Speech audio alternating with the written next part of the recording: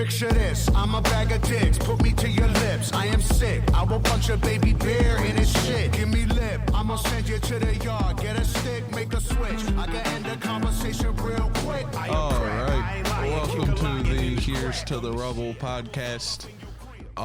Steve isn't here today. He's on vacation or something. I can't remember exactly what he said. But yeah, he's busy this week. I think he'll be back next week though. So today I'm joined by my good friend Conor, and Gage is here as usual, but he doesn't know what music is. How you doing, Conor? I'm doing all right, I guess. What have you been listening to lately? I've been listening to a variety of shit that you're gonna shit on me for listening to, if I'm being honest. Okay. I like doing that. That's fun. You love shitting on me, but I've been, you know how my like country music phase started like a year ago? Yeah. Yeah, it's only been getting worse. So by this point, it's fucking. The three main things are Aesop Rock, the new Bars. Tyler album, Bars. and a bunch of fucking country music. Okay. Well, what kind of country? Because Steve was talking about Taylor Swift a couple weeks ago, and that was pretty hard for me. Well, it's like, listen, the majority of country music I listen to is not like, and you gotta remember the troops, it's, I shot a cop and now I'm on the run.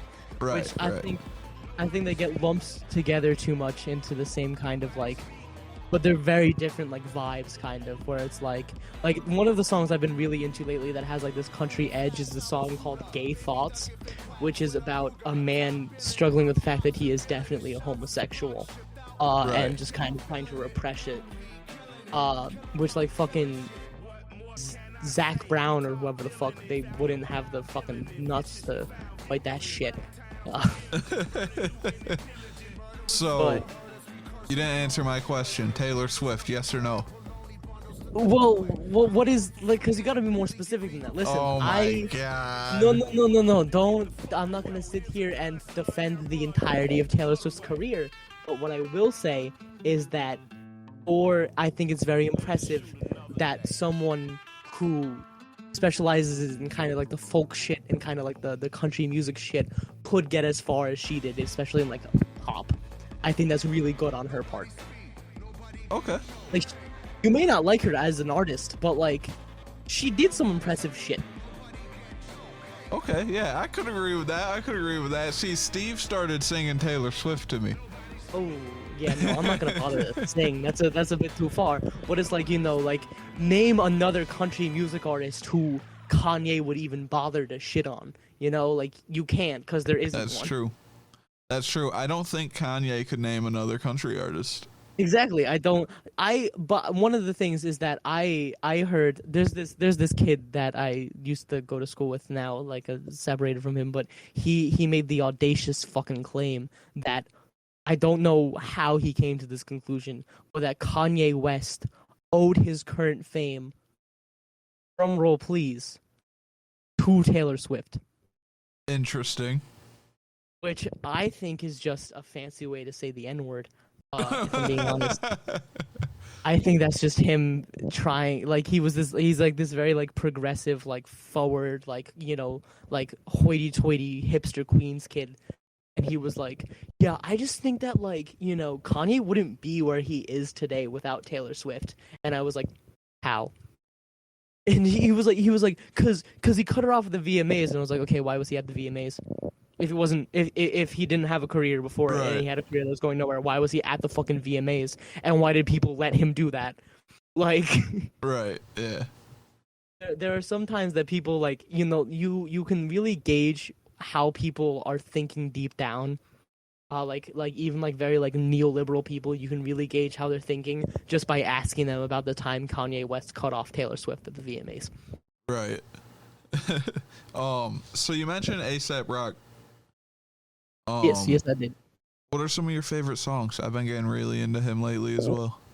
Yeah, so I've been kind of trying to like crawl back into his like entire like the whole discography, because I think like a friend of mine, she is also really into Aesop. I don't remember if that's my fault or not. It's been a while, but like you know, if you look at Aesop's albums in general, like they're like the construction of all of them, I'd say, are really good. His most recent release, Spirit World Field Guide, I think is very well crafted. Is it my favorite? No. And this is where my friend she disagrees with me. She's like, I think World Field Guide is really good.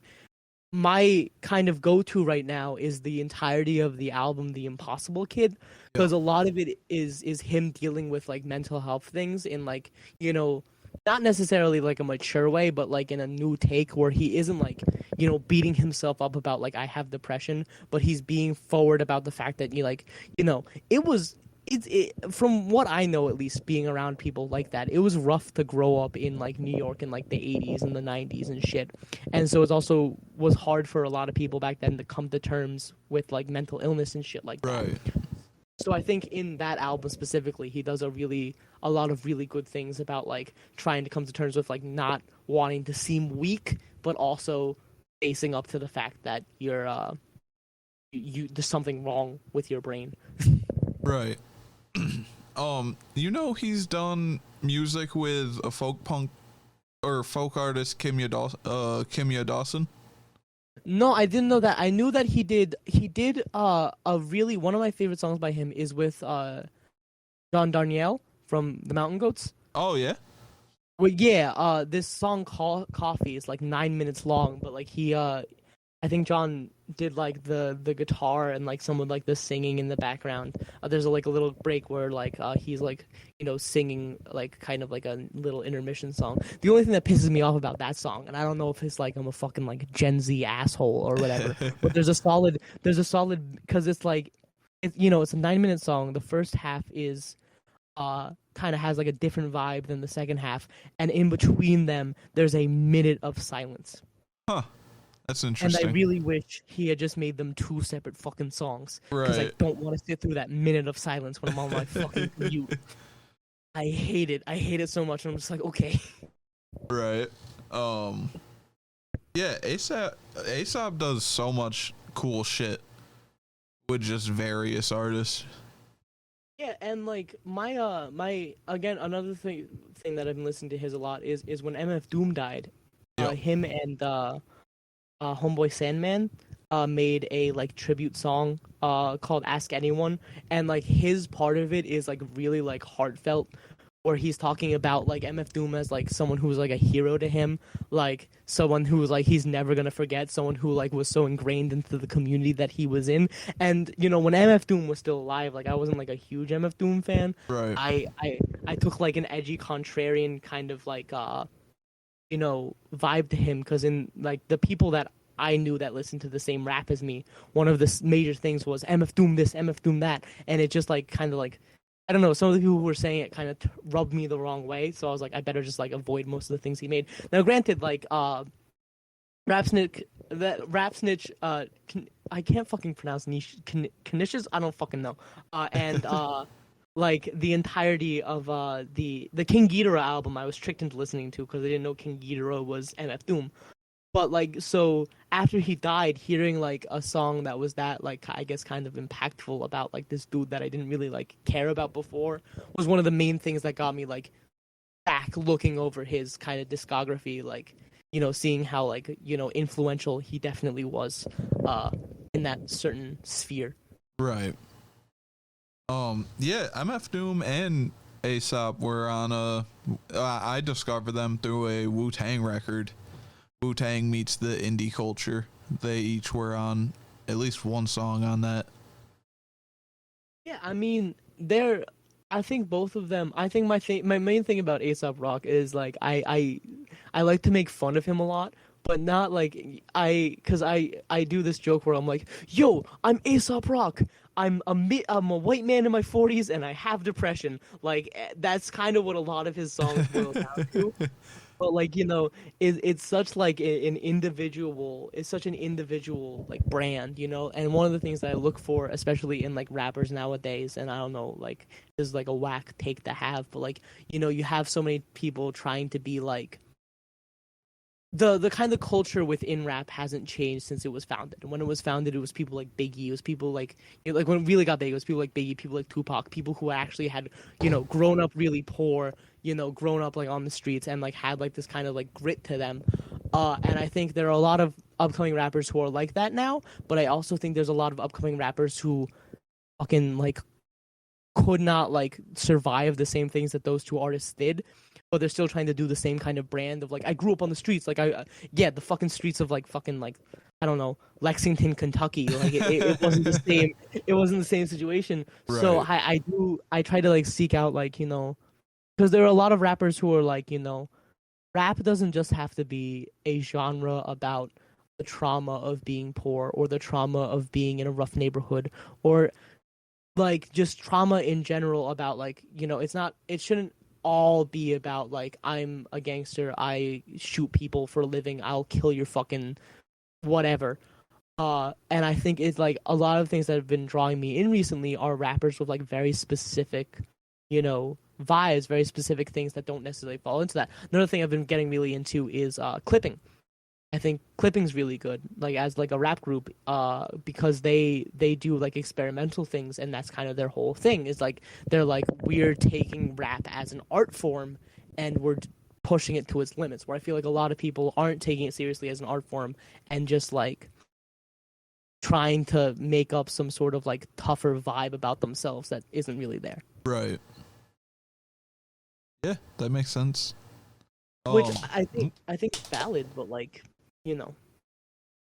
have you heard Pigs by A$AP Rock? Yes, I have. Can you explain to me why on Spotify there's the instrumentals and then there's the acapella version? So there's not a version with them together. So I actually can explain to you because the song I was just talking about, Coffee? Yeah. I think if I'm correct, the latter half part of Coffee is Pigs. Oh, okay. So that's why you can't find another version of it, is because it's hidden in it's like a bonus track type thing. Yeah, kind of. Hold on, let me just make sure I'm not fucking lying right now. Hold on. Well, that just blew my mind.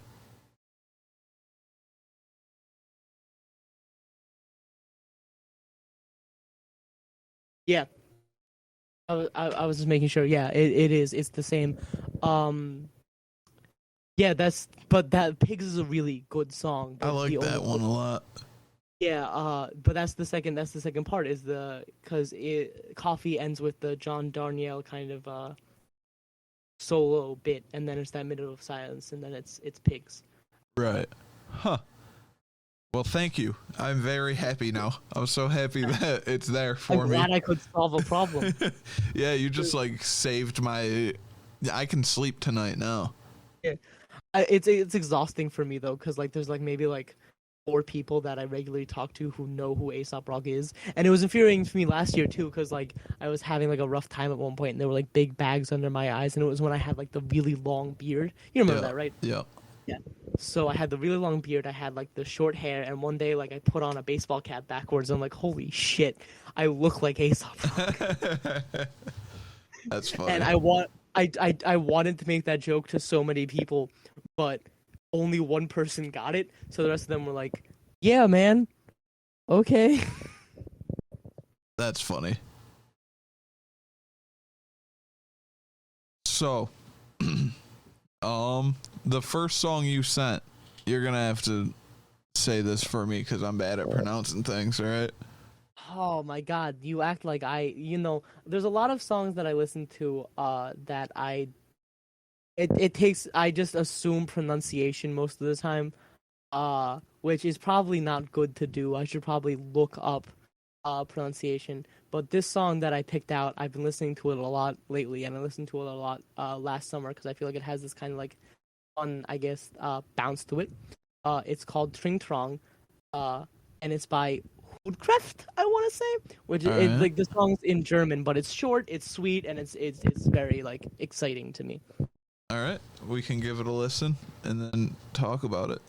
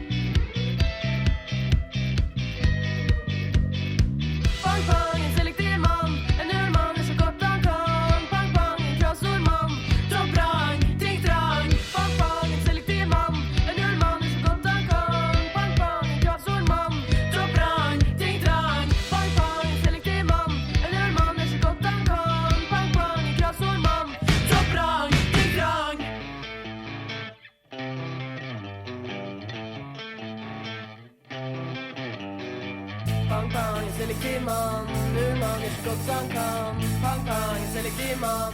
Hur man är så gott som kan. Pang pang, selektiv man. Hur man är så gott som kan. Pang pang, selektiv man. Hur man är så gott som kan. Pang pang, selektiv man. Hur man är så gott som kan. Pang pang, selektiv man. Hur man är så gott som kan.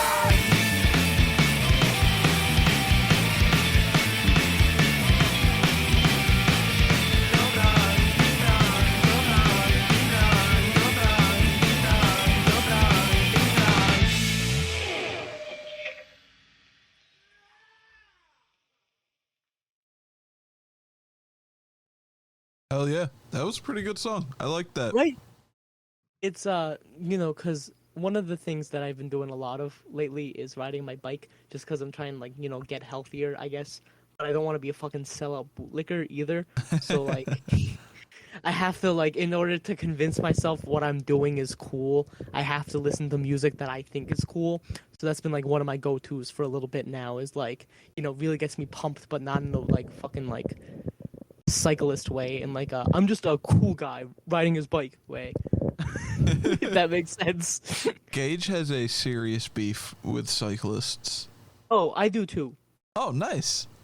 Yeah, no, I hate cyclists. Cause I switch sides all the time though, so I won't start beef with pedestrians. Cause that's stupid. But I was walking through New York pretty recently, and this guy I was crossing the street against the light.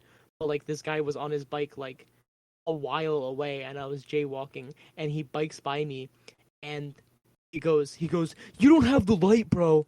And as I've explained before, I'm a smartass, and I need to say things, and I don't acknowledge the fact that New Yorkers are all full of rage.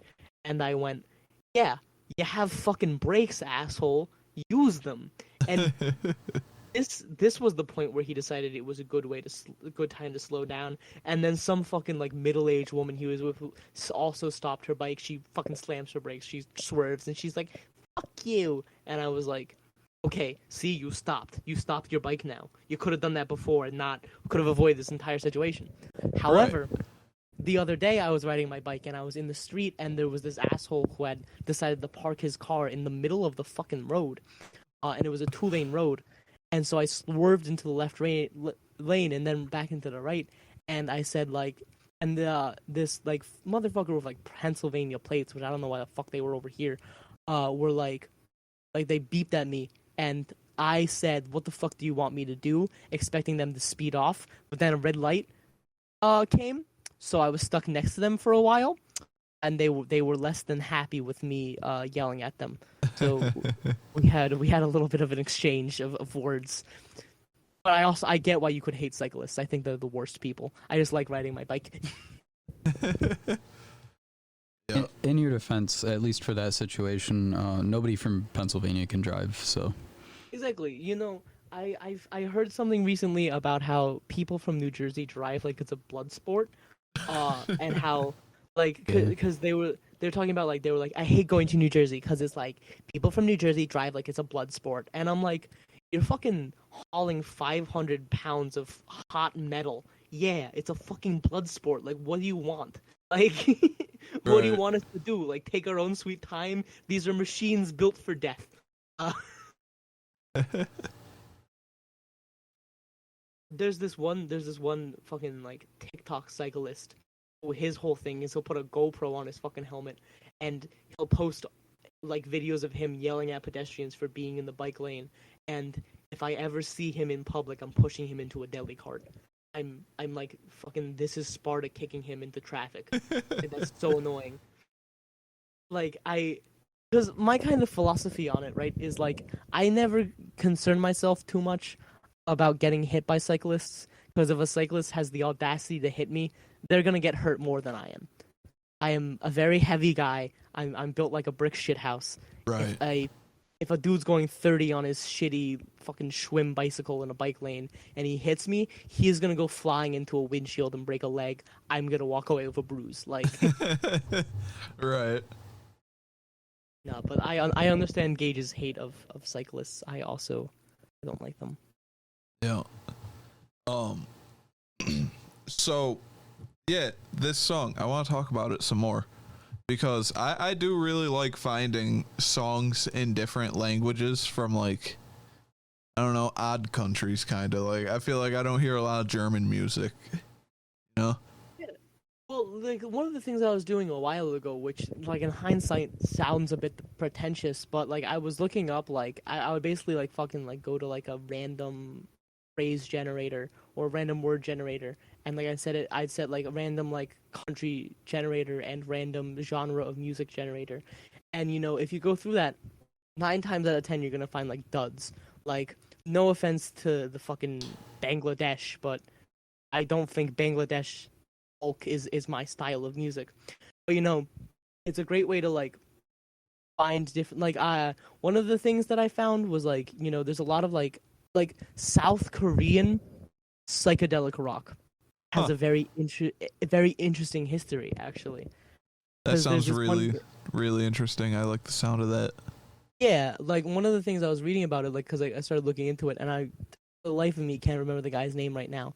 But it was, it was the 1970s or 80s, and South Korea was under this capitalist dictatorship, right?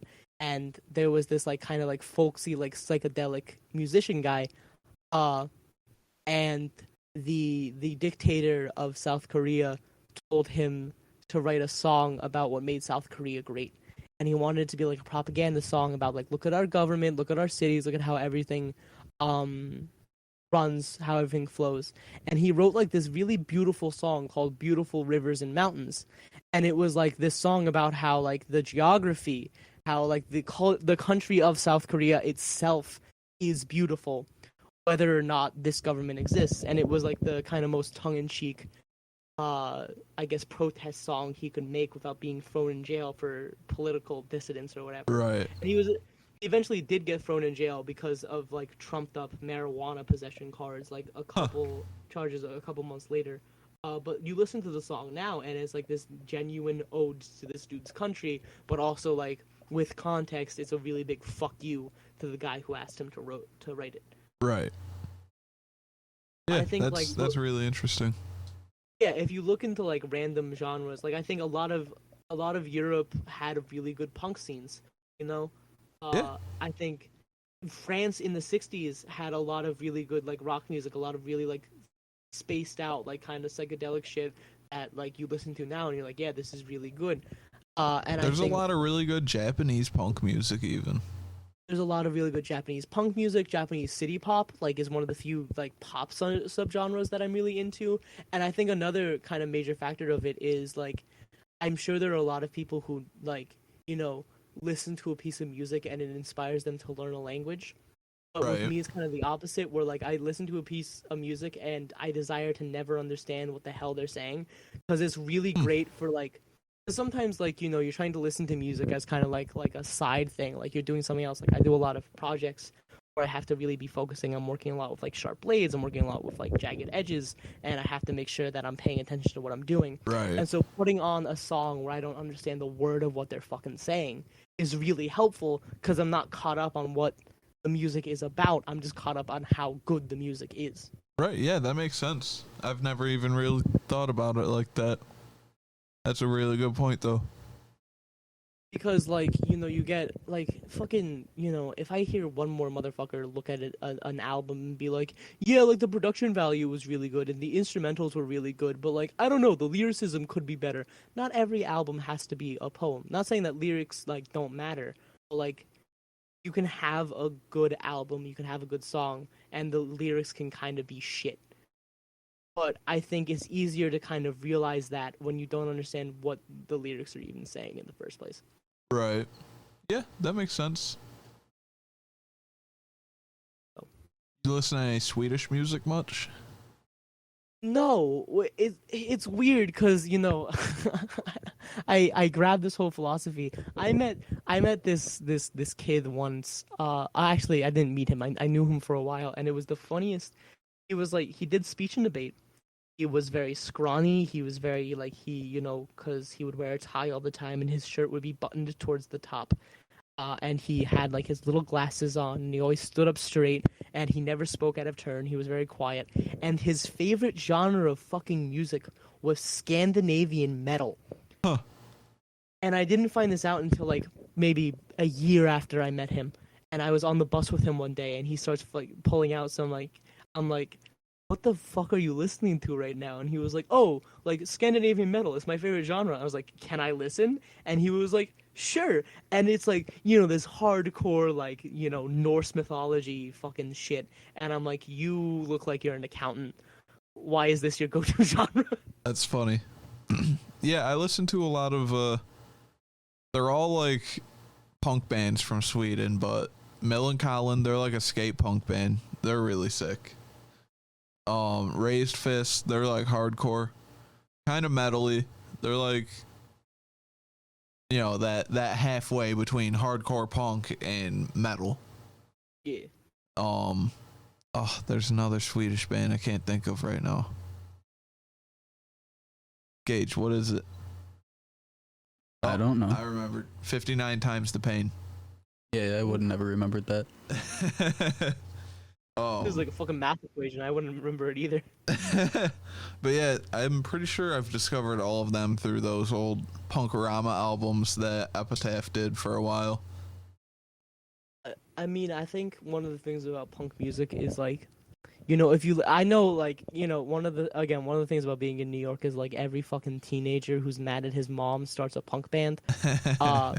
And, you know, when you listen to, I just think in general, like, punk bands that sprung out of now defunct authoritarian governments, like Eastern European, like, you know, we used to be controlled by like the fucking Soviet Union. Say whatever you want about the Soviets or whatever, but like, you know, or like, again, like I said before, like even like I think South Korea has like not like a really good punk scene, but like, you know, I think there's more validity to it and there's more emotion. Where like I have gotten to the point where I'm sick of like, you know, going to some fucking show in Manhattan and it's this dude in a polo shirt and shorts, and he's like, you know, he has this maybe really good song, but it's all about like, my dad told me I couldn't take the Jeep out for the weekend. Right. Now I'm pissed. When like the kind of like, you know, genuine emotion behind like, the government killed my parents. Fuck them. Right. Yeah, shit like that.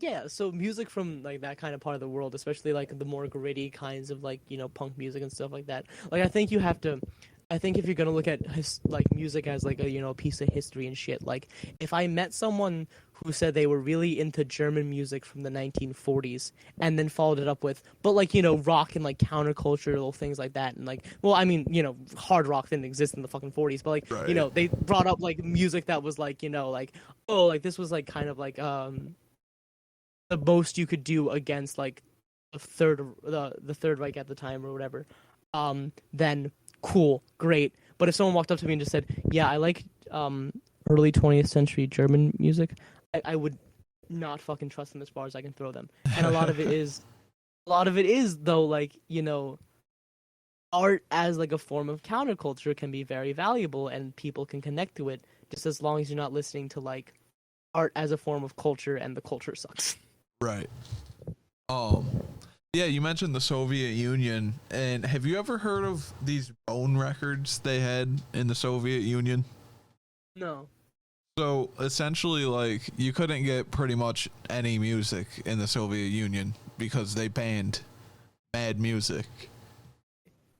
So what people would do is they'd have like reverse gramophone machines, and they'd steal like old X-rays out of dumpsters. And, like, sometimes they just get them from hospitals and shit, because hospitals just throw them away. And they'd use a reverse gramophone type thing and put music. They'd cut it into a 7-inch circle, but it'd be, like, all jagged and shitty looking. And they would be able to put, like, a song on an old X-ray. So, like, you could get records that were literally just X-rays. Yeah, like that's the kind of like, you know, ingenious shit that like I'm talking about, where it's like, you know, you couldn't find any like more like grit, any more genuine passion for music like like here, like, you know, I'm not that passionate about music. I don't think, like, no offense to you or Gage, but like, come on, that's a lot of work, right? You would rather. I just, don't like, think stick with, I'd like, ever be able to figure that out. yeah, exactly. And it's like, you know, I've been like, I was listening to something lately, and I forget what it was, but like, you know, there's a lot of interesting things about art from like really repressive governments. Like, I was listening to this thing, and like, he was talking about how like one of the books that wasn't banned, or like one of the like kind of like authors that wasn't banned in the Soviet Union because he grew up there, was John Steinbeck. And it was this really interesting perspective because, you know, we read John Steinbeck here, like we're kind of like forced to read like a fucking Of Mice and Men in high school. Right. So we're like, wow, you know, even in hard times in America, you can still find work, and the working class is the back of the United States. But if you take like The Grapes of Wrath or East of Eden or Of Mice and Men and give it to someone who was raised in the Soviet Union, it's a cautionary tale. Right. It's this warning about, like, you know, here's what, you know, capitalist systems get you. And so I think there's a lot to be said about like art and perspective and like the kind of, you know, what can come out of where you are and how you take in art. Right. Yeah, that makes sense. Anyway, now that we've had an in-depth conversation that was meaningful, can I talk about balls real quick? Like I said I was going to before. Okay. Oh yeah, I forgot you did have a story. I completely forgot about that. All right, let's hear it. Let's hear about balls. So listeners, we're gonna go on a tangent about nuts. So I have this friend who, for reasons of privacy, especially since he's in a branch of the government, we'll say right now. Is he a went on to mailman? do. No, he's doing something that involves probable war crimes. But when I knew him, he was addicted to cocaine. So a lot can change in a couple of years, I guess. But this guy, he's like maybe like he's 2 years older than me, I want to say. And I met up with him last year, and he has his own apartment in New York. And he was like, Connor, I have a story to tell you. And I said, okay, let's hear it. And so I'll set the stage. He was at a party with, it was him and 3 of his friends. And one of the friends was sitting there, and he goes, guys, like, I have like a serious problem. And they're all like fucking like drinking their fucking asses off. They're drinking like the fucking world's gonna end tomorrow. But he, you know, this one friend opens up and he goes, I have a major problem. There's this girl. I really like her. I think she's very pretty. She seems to really like me. We've talked it out. We've been like kind of like seeing each other for a while. Not quite dating, but something in between. And she's expressed to me before that she would be repulsed at the idea of having sex with a man who didn't shave his dick and balls. Great start to a conversation amongst friends, right? So he goes, I'm like 19 years old. I have never once taken a razor to my dick and balls. I don't know how I would even start. So the 3 other friends, including my friend, who again shall remain unnamed for the purpose of this story being kind of embarrassing, Right. come up with a genius idea that all 3 of them, as a group, are going to take it upon themselves to shave this guy.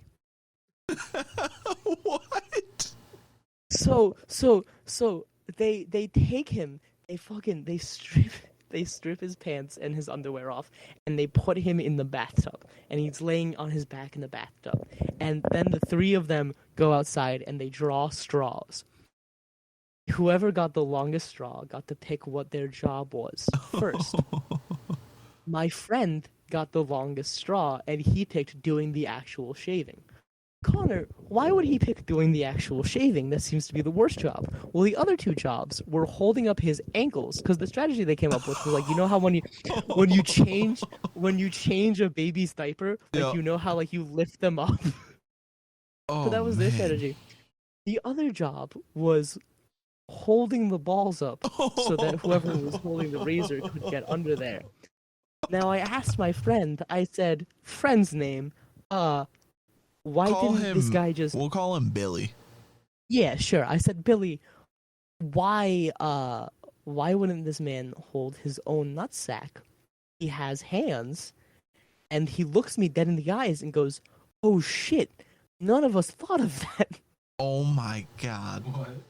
How? So he, I don't. They were all very, very drunk, and so they go to work, and my friend goes, "Okay, I'm gonna handle the razor," and he was like, "Connor, like, you don't understand. Like, I thought, like, the job that I had was, like, great because it was the one that involved touching him the least, but, like, the other guys could look away. I had to stare this man in the asshole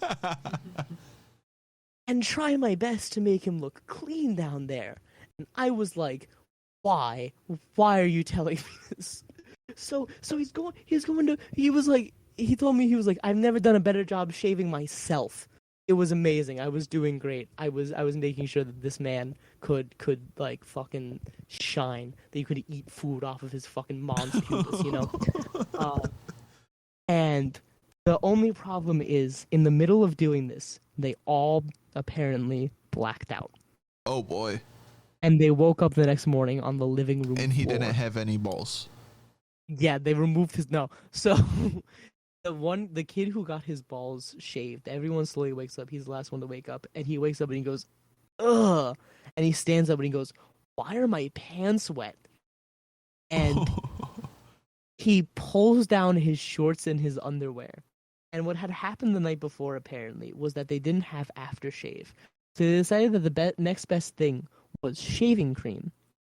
So they used an entire bottle of shaving cream on this man's dick and balls. They just all went to sleep.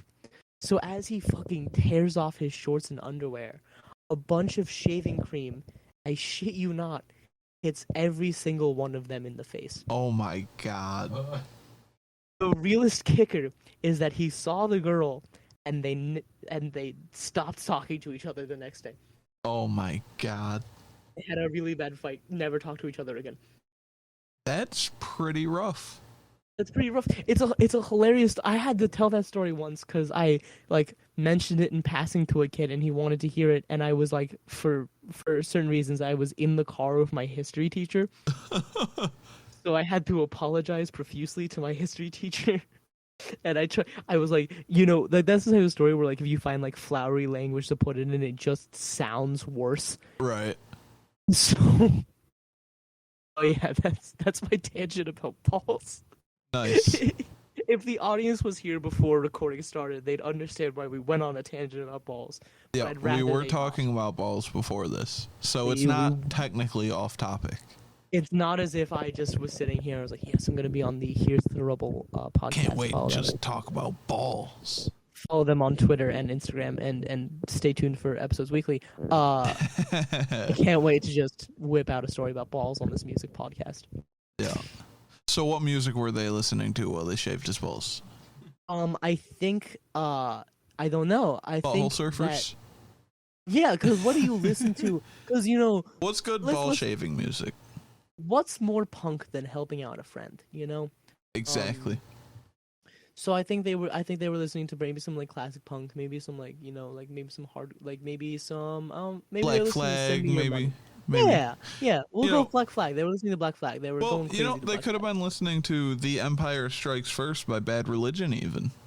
Well, that would be a great idea on their part because it's a really good song. I don't know where you're getting it from. It's not as if I mentioned it before. So that's our second song, and I just want to say, good choice. Amazing choice Good on choice. my part. I'm a fucking genius. Yeah. This is definitely a classic. So we can give this a listen, talk about it after. Sounds great.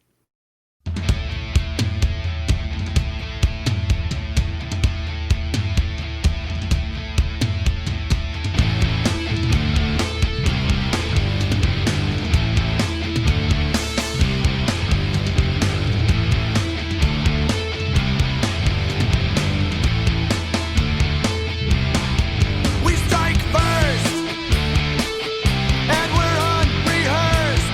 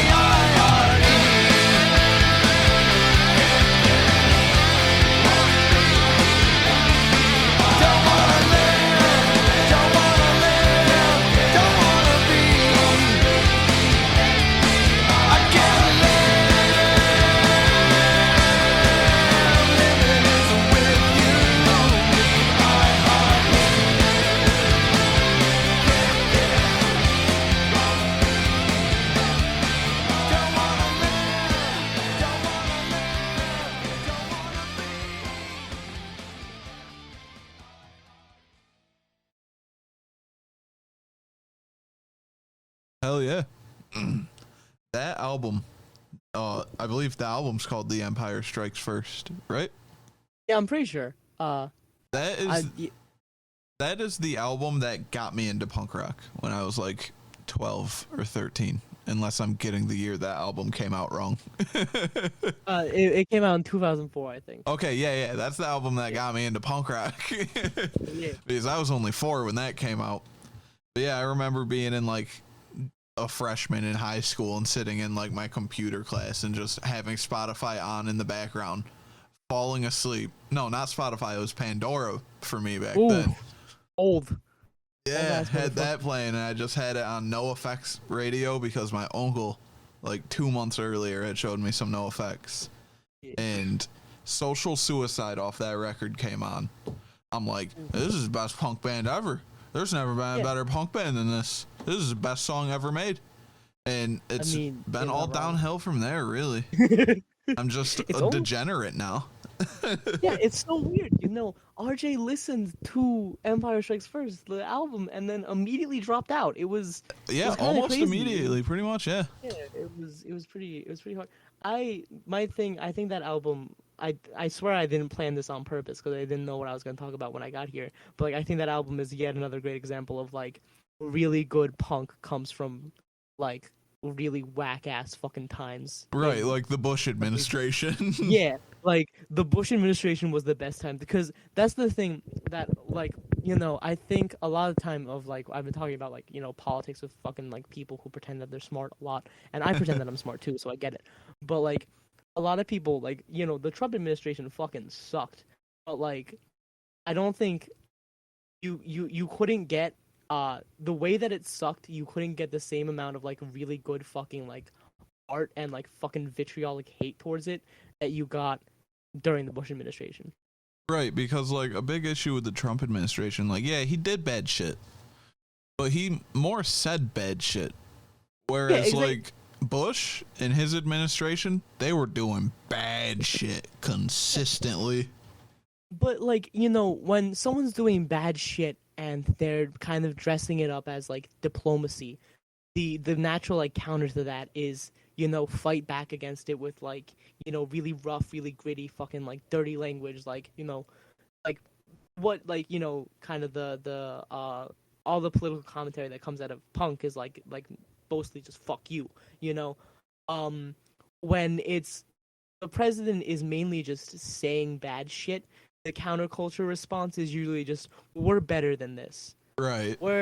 So you get like shit like fucking like the, you know, the most like we got of consistent artistic parody or artistic like message against it was like SNL being like, isn't this ridiculous? Which like, you know, it doesn't hit as hard. It isn't as good because yeah, it is ridiculous. What more do you have to say?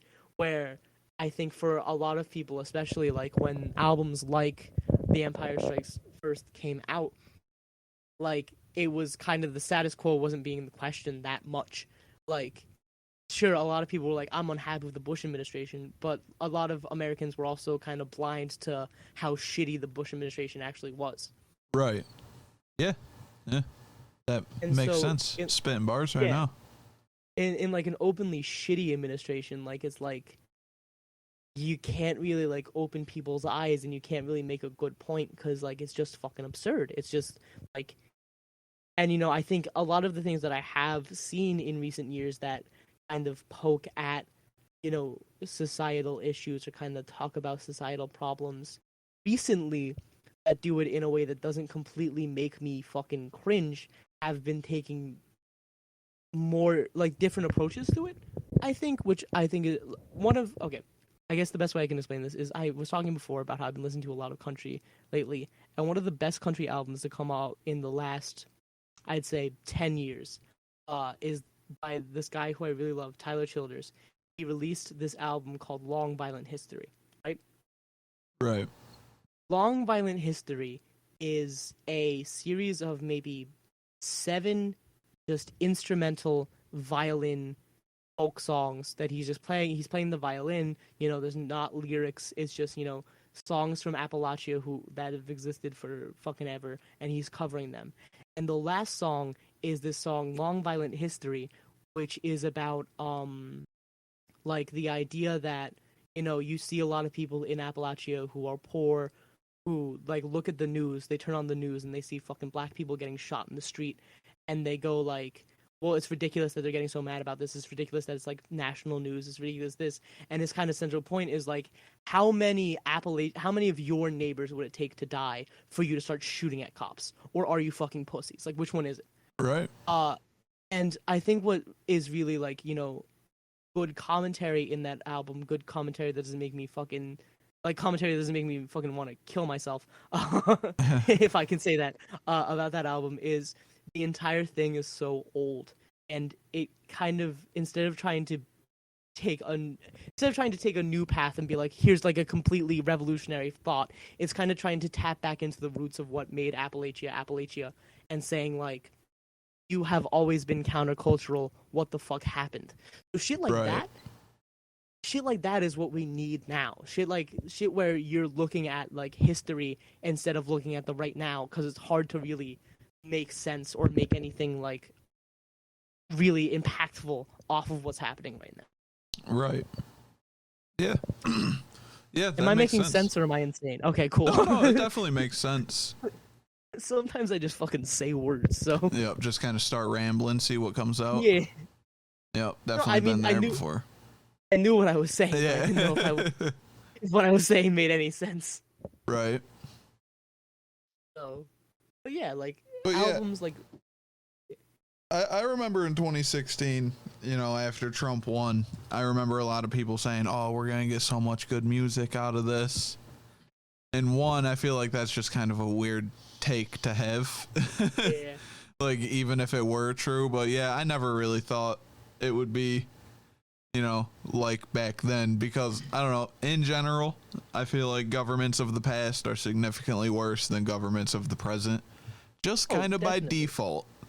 Yeah, just by virtue of shit in general was worse in the past. That's what you know, because you get like, it's always funny to me is like American progressives, it seems, are by this point more conservative than they are actually progressive. And what I mean by that is like a lot of them are like, we need to go back to like the Obama era, and I'm like, going back is the opposite of progress. Right. Like, you don't want to go back.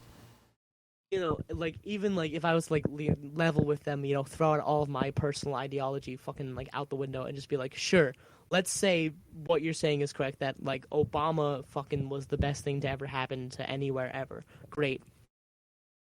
Why don't you want to build off of that?